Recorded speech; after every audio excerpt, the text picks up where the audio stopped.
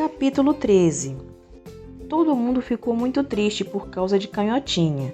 Então o pessoal passou um tempão chorando na beira do rio de lava. Mas Roland foi quem ficou mais abalado, porque Canhotinha devia ser sua melhor amiga depois de Garg. O Mago Caolho fez um feitiço para criar outra mão mágica, mas não era a mesma coisa. Principalmente porque aquela era destra. Sherlock Holmes voltou a seguir o rastro da elfa, e o pessoal foi seguindo a trilha para longe do desfiladeiro. As pegadas levaram a umas dunas e sumiam na areia. Então agora eles estavam perdidos para valer. E quando a lua cheia apareceu, o vampiro virou lobisomem, e dessa vez todo mundo achou isso simplesmente irritante.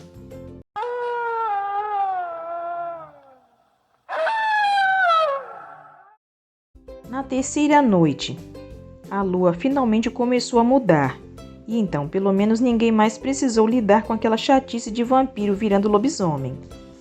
Perambularam pelas dunas por 2 noites na esperança de alcançar a elfa, mas isso não aconteceu.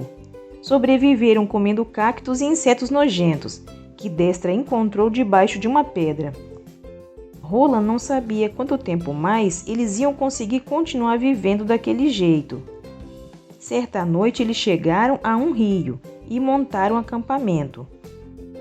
E quando Roland estava sentado perto da fogueira, o Mago Caolho apareceu e sentou do lado dele. O mago contou para Roland que a noite seguinte ia ser de lua crescente, o que significava que o feiticeiro branco já podia transformar sua mãe em rainha. Isso deixou Roland triste, porque apesar de ter tentado de tudo, ele tinha fracassado. E agora ia ser inverno para sempre, e seu pai ficaria muito decepcionado com ele.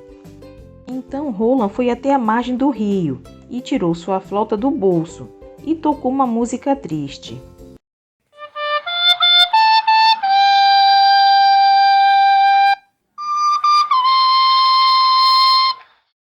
De repente Roland ouviu um barulho na água e viu uma sereia sentada numa pedra, sobre a luz do luar. A sereia disse que gostava da música de Roland e comentou que ele devia treinar bastante. E Roland perguntou se ela era a pequena sereia, e ela disse que sim, mas não aquela da Disney. A pequena sereia nadou para mais perto e eles tiveram uma conversa bem legal. Roland contou para a pequena sereia uma piada do tipo, não, nem eu, e ela deu risada. E Roland percebeu que não era uma risada fingida.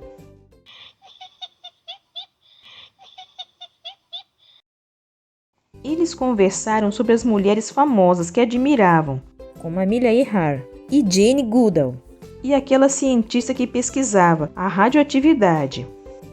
Aí Roland falou que a mulher que ele mais admirava no mundo era sua mãe. Roland ficou triste porque se deu conta de que talvez nunca mais visse sua mãe. A pequena sereia quis saber o que tinha acontecido com a mãe de Roland, então ele contou a história toda desde o início. Mas ele não se incomodou porque a pequena sereia era uma boa ouvinte. Quando Roland terminou de falar, a pequena sereia disse que o rio dava direto na Fortaleza de Gelo, e seguindo pela margem, ele chegaria lá em alguns dias.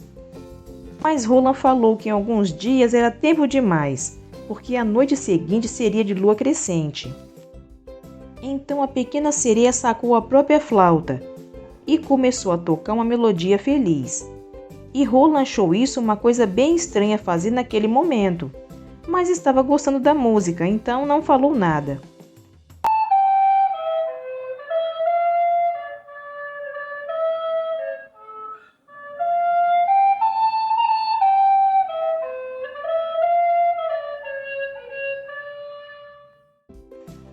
Alguns segundos depois, um narval apareceu na superfície.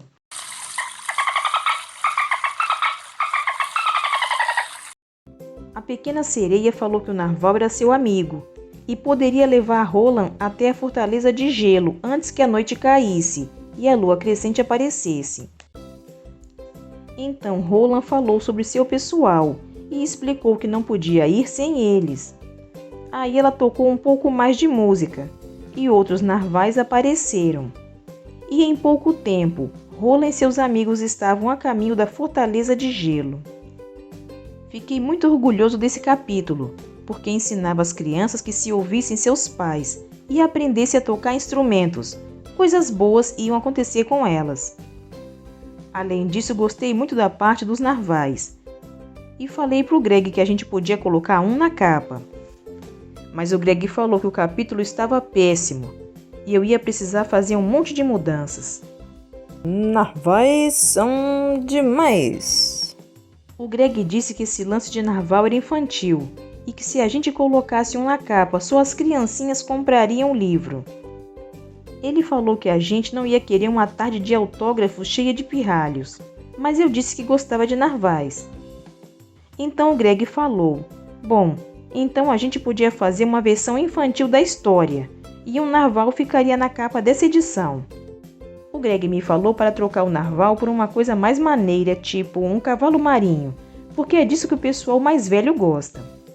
Eu falei que não tinha cavalos marinhos na história, mas o Greg disse que isso não fazia diferença, porque depois que alguém compra o livro, o dinheiro no bolso já está garantido.